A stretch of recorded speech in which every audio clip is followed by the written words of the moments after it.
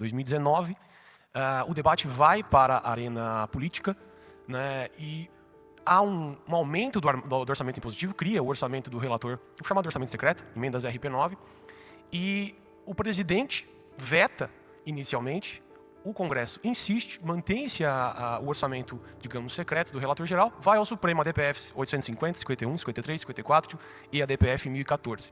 O Supremo não declara inconstitucional o orçamento impositivo. Ele declara inconstitucional o orçamento chamado orçamento secreto, as emendas do relator geral, as emendas do RP9, tendo em vista princípios da moralidade, transparência, etc.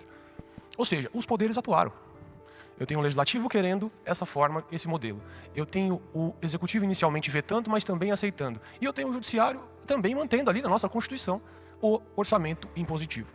E aí eu pergunto ao ministro, como lidar? Né? A meu ver, precisaríamos mudar a Constituição. Tirar de lá o orçamento secreto se quisermos continuar com esse presidencialismo. Ou teria alguma outra forma para a gente lidar com esse problema? Desculpa a pergunta longa, mas acho que precisava fazer esse histórico. Bom, de fato, é uma dificuldade adicional para o Supremo essa tua lembrança de que se cuida de emendas constitucionais.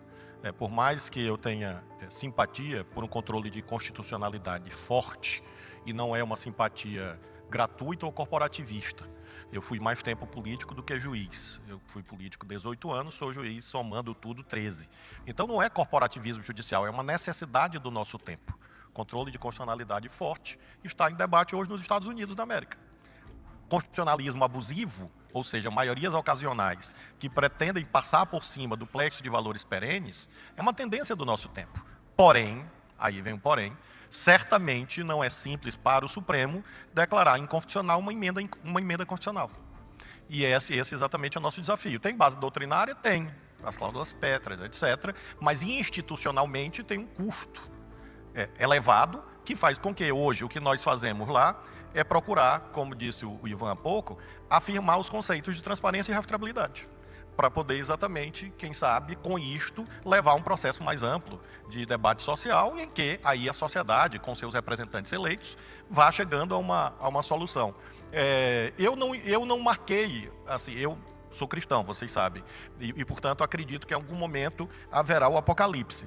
Mas eu não marquei ainda a data, ou seja, eu não sei lá no Supremo que dia que nós vamos julgar a tal da impositividade. Porque seria, do ponto de vista institucional, hoje, acho que Gilmar está aqui, Jobim, que são juízes experientes lá, seria uma coisa meio apocalíptica, né? Porque é quase um Ctrl-Alt-Del no sistema político brasileiro.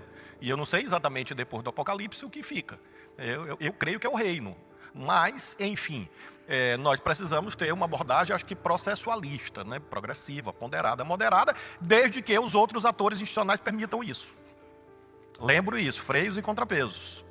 Se nós não queremos o apocalipse, mas se os outros quiserem, o que é que a gente faz? Corre para onde?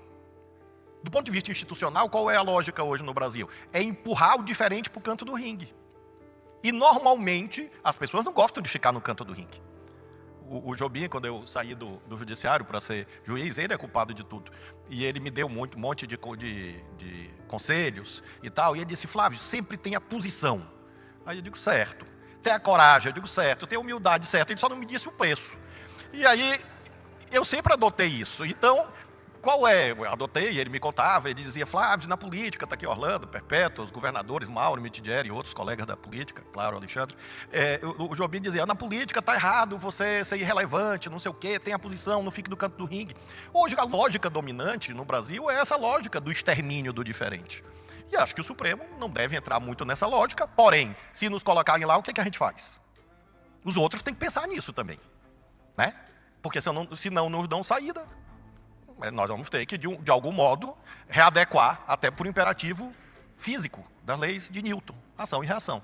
Então, eu vejo assim, transparência, rastreabilidade, pactuação, controle social, e aí discutir, como o Carlos Ivan mencionou, essa imbricação entre orçamento e presidencialismo, que não tem resposta fácil, mas tem que ser enfrentado porque, vejam, o orçamento impositivo a essas alturas, quer dizer, o dito orçamento impositivo, isso que está aí chamado indevidamente assim, as emendas impositivas, perpassam já 4 ou 5 presidentes diferentes. E todos com muita dificuldade, cada um com a sua, mas todos com muita dificuldade. E vejam que as decisões no Supremo, que são atribuídas a mim, foram por 11-0. 11-0. Por 11 magistrados indicados por 5 presidentes da República diferentes. de Fernando Henrique Cardoso, caso de Gilmar, até Lula 3, né? Passando por Bolsonaro, por Temer e por Dilma. E esses 11 disseram, olha, isso não está de acordo com a Constituição. Então, creio que a estas alturas, uma distância muito grande, e o Supremo não pode se precipitar nessa aproximação entre o desejável e aquilo que nós temos. É como eu vejo hoje. Agora, tudo que é sólido se desmancha no ar, né? Com a internet, meu amigo, que é o território de Satanás, daqui a 5 minutos já mudou tudo, né? Toda a perspectiva analítica. Por isso, Ivan, inclusive, você, FGV, que sempre me convida, para esses seminários. O Brasil daqui a 20 anos, daqui a 30 anos, pelo amor de Deus, não façam mais isso. Se a gente conseguir responder daqui a 20 minutos, 20 horas, já está bom demais. Nós estamos exatamente controvertendo em torno desse consenso acerca da responsabilidade fiscal ou equilíbrio fiscal e como materializar essa declaração genérica em pactos políticos e jurídicos que viabilizem a consecução desse objetivo constitucional. Professora Maria, o nosso problema é mais grave do que o de Ulisses, porque está difícil até distinguir as vozes das sereias, onde elas estão, e cada uma fala uma coisa, e normalmente uma acusa a outra de ser a responsável pelo suposto naufrágio desse navio. O Gilmar é uma das pessoas mais criativas e geniais que eu conheço, né, e nós trabalhamos com ele, e o Gilmar ele consegue, numa conjuntura, propor engenhos institucionais. E com certeza esse título instigante saiu da cabeça dele exatamente a partir dos nossos diálogos e angústias. Então, governança orçamentária e democracia. A governança orçamentária é um problema político, sobretudo. E é uma questão que hoje distingue os caminhos do Brasil. Como nós vamos conseguir sair desta conjuntura aparentemente insolúvel. Eu mencionei Coimbra, e eu sou um romântico, não sou o último, com certeza, mas eu sou muito encantado com a história de Pedro e Inês. Pedro I, o de Portugal, se apaixona por Inês, e Afonso, um homem muito mau, mata Inês, e Afonso era o sogro, mata Inês, e daí nasce essa expressão, agora é tarde, Inês é morta. Às vezes, essa vinda ao Fórum de Lisboa permite que nós consigamos olhar essa questão com um pouco mais de distanciamento e com menos sofreguidão e, por isso, com uma leitura mais exata, que no caso brasileiro, nós somos tão perseverantes que certamente Deus é brasileiro, porque se a Inês morre, ela ressuscita. Então não há razão, e ressuscita de verdade, porque a ressurreição em Portugal, vocês sabem, foi fake, né? Pedro exuma Inês e põe ela lá e obriga que todos os cidadãos e cidadãs do reino a reverenciem. E eu queria mais ou menos tratar dessa temática, desse ponto de vista. Primeiro, Inês é morta? Creio que não. Acho que esses debates e os indicadores institucionais, políticos, econômicos mostram que nós temos problemas, mas, por outro lado, nós temos caminhos. De onde nascem esses problemas de governança orçamentária?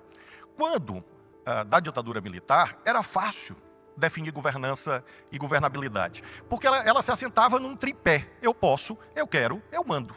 Ora, superado isto, nós tivemos a Constituinte e a eleição direta. Ocorre que a primeira eleição direta, no Brasil, em 1989, vence uma perspectiva meio bonapartista, meio cesarista, meio desinstitucionalizadora. E que resultou, todos nós sabemos, no impeachment de 93 e no surgimento desse artefato que viveu seu apogeu até praticamente 2020, 18, 20, chamado presidencialismo de coalizão. Então, o presidencialismo de coalizão é aquilo que ficou no lugar como um mecanismo de governabilidade e de governança, inclusive orçamentária, após a superação da ditadura militar. E vários cimentos foram usados para fazer essa coalizão. Cimentos legais, cimentos ilegais. Cargos, verbas, em si, não são mecanismos espúrios. Aliás, eles são weberianos. Quando nós temos a necessidade de formar maiorias políticas, cargos e verbas fazem parte disso. Ocorre que a fronteira entre esses mecanismos, na dimensão legal e na dimensão ilegal, são muito tênues. E nós tivemos, ao longo do tempo, em face dessa pequena distância entre Weber e a penitenciária da Papuda, essa confusão, o Weber não sabia disso, coitado. Essa pequena distância faz com que nós tivéssemos uma crise do presidencialismo de coalizão no nosso país. A questão, amigos e amigas, é o que ficou no lugar. O presidencialismo de coalizão explode e, na verdade, o que mais ou menos cumpre esse papel de tentar organizar o debate político no Brasil nunca se estabilizou. Então, quais são os traços dominantes disso que sucede na hora presente o presidencialismo de coalizão? Primeiro, nós não temos regras eleitorais a essas alturas claramente hegemônicas. Nós tivemos a substituição do financiamento privado pelo financiamento público. Deu certo, funciona bem. Isto tem ajudado a formar maiorias parlamentares qualificadas que garantam a governança e a governabilidade. Os fundos partidários eleitorais conduzem a isso. Em segundo lugar, nós tivemos uma explosão do centro democrático tradicional no país, sem o qual não se governa.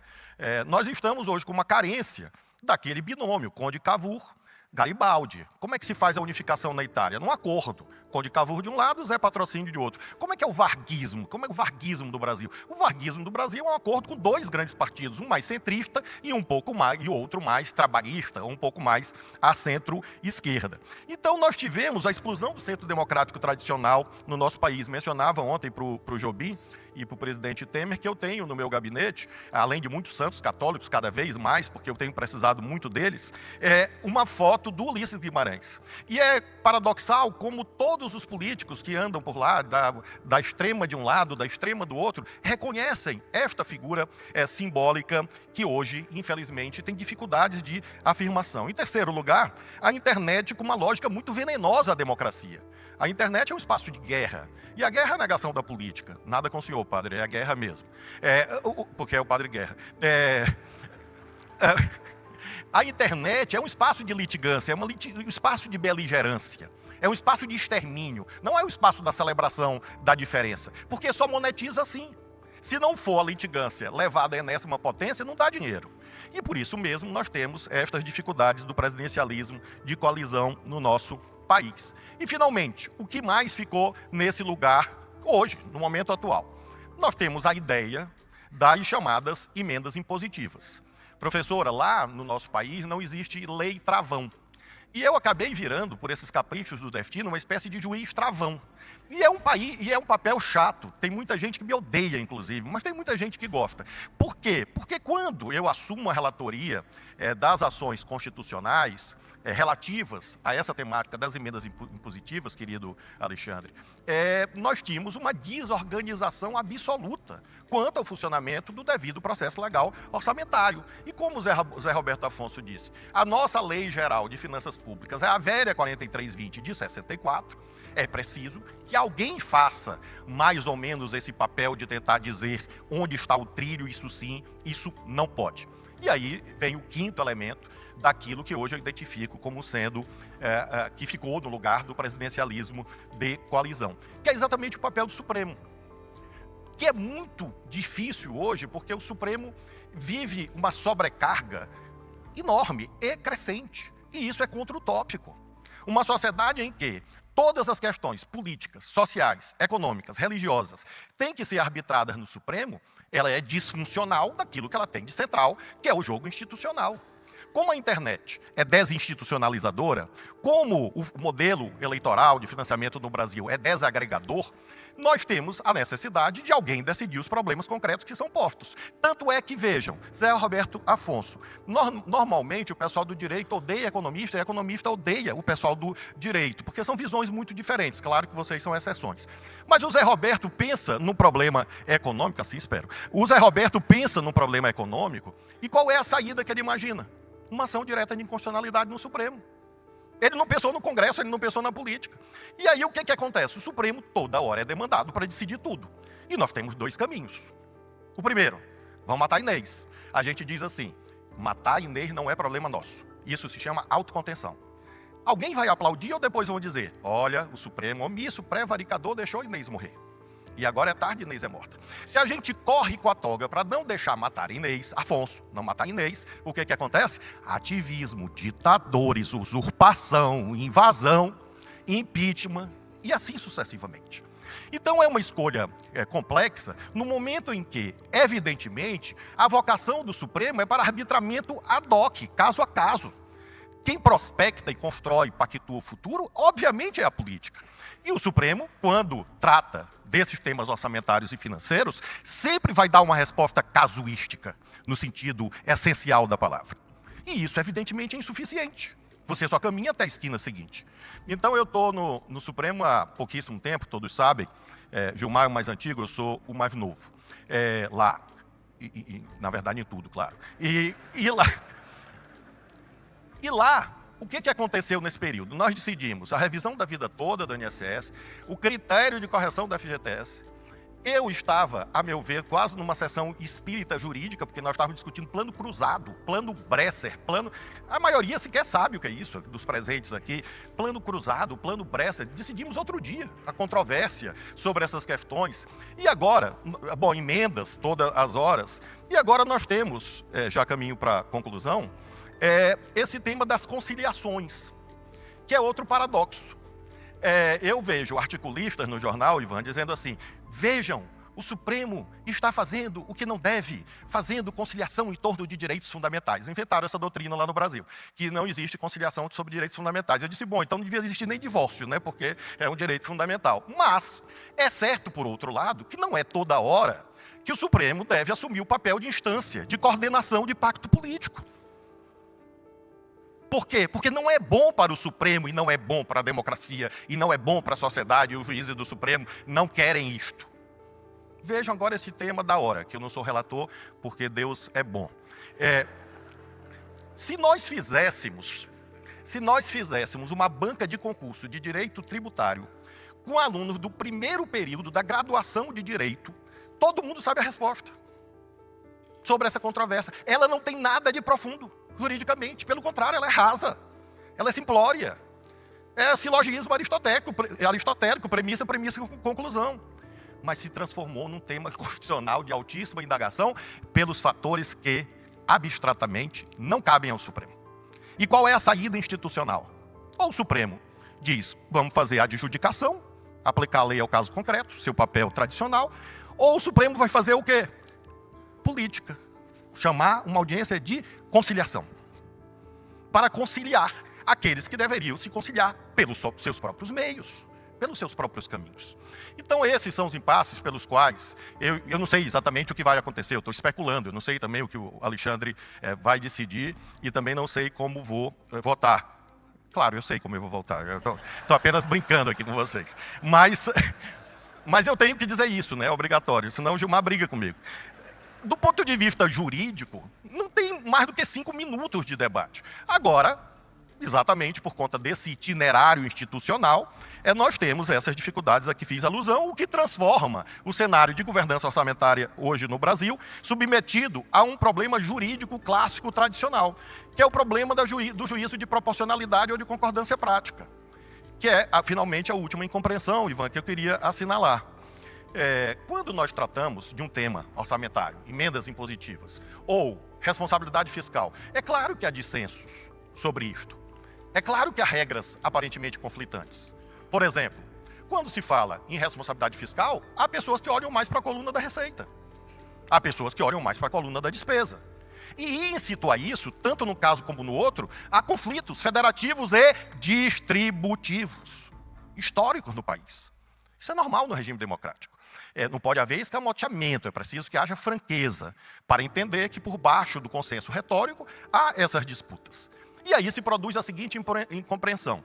O Supremo, sobrecarregado por essa carência institucional que fiz alusão, ao decidir, é visto como uma instância que está se politizando, ou para um lado ou para o outro, porque esperam do Supremo que ele faça o que ele não deve fazer, que é exatamente absolutizar um único artigo da Constituição. Isso não existe na política e no Tribunal Constitucional jamais. Então, quando nós tratamos de responsabilidade fiscal, de emendas impositivas, nós temos um devido processo orçamentário regrado na Constituição. E nós não podemos, a estas alturas, abrir mão daquilo que é uma identidade do papel do direito, que é exatamente garantir o Estado de Direito, garantir aquilo que está no artigo 554 da Constituição, segundo o qual ninguém será privado da liberdade de seus bens sem o devido processo legal. Mas nós temos também duas opções do Congresso Nacional. E esse é o drama da hora presente, e que deve ser agendado no mundo do direito com muita clareza. Ora, nós temos responsabilidade fiscal, devido processo orçamentário, emendas parlamentares impositivas, professora, que chegam hoje a 20%, 25% das despesas discricionárias da União. Certamente nem na Grécia, nem em qualquer idioma aramaico, sânscrito, a senhora vai encontrar essa alusão. Nós temos um sistema jurídico hoje, constitucional, singular no concerto das nações, porque isto convive com o presidencialismo e a forma federativa de Estado. E esse é o drama que o mundo do direito deve, a frio, responder. Esses conceitos que estão assentados na Constituição são compatíveis com o presidencialismo? O Brasil deve abrir mão do presidencialismo? Lembrando que já houve 2 plebiscitos no Brasil, um em 63, um em 93, em ambos os casos, a sociedade brasileira, por larga maioria, optou pelo presidencialismo. O presidencialismo, o de coalizão, ruiu. Este presidencialismo que nós temos hoje é factível com as atuais regras que a política exige para a execução orçamentária?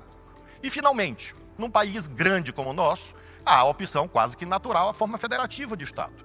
E a forma federativa de Estado, como todos sabemos, ela se conforma a partir da estruturação de 2 conjuntos. O primeiro, regras de competência. Então, as regras de competência estão lá no 21, no 22, no 23, no 24 da Constituição. E lá, no fim, regras de federalismo fiscal. Então, existem os tributos federais, os estaduais, municipais e os fundos de participação. Essa é a lógica. Ora, no momento em que você pega despesas, recursos da União, arrecadação tributária da União, e descentraliza muito fortemente pela via das emendas parlamentares, você, num certo sentido, está sabotando a repartição constitucional de competências materiais. Porque você está desprovendo tais competências, deveres, e está descentralizando de modo a que, por exemplo, teoricamente, no caso brasileiro, um recurso da União deve custear uma ferrovia. Deve custear uma obra dita estruturante, um banco de projetos que abrange os modais de transporte, geração de energia.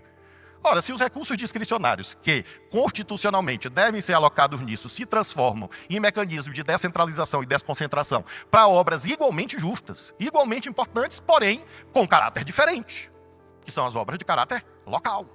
Então nós temos hoje esses problemas da desestruturação do presidencialismo de coalizão que fizeram com que nós tenhamos regras orçamentárias que não se compatibilizam adequadamente, na minha perspectiva, com o presidencialismo e a forma federativa de Estado. A saída pode ser ou mudar as primeiras, ou mudar o presidencialismo e a forma federativa de Estado.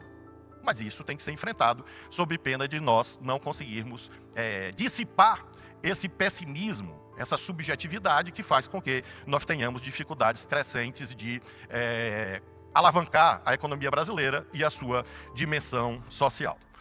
Amigos, eu imagino que isso é tão grave que não deve ser decidido só pelo Supremo.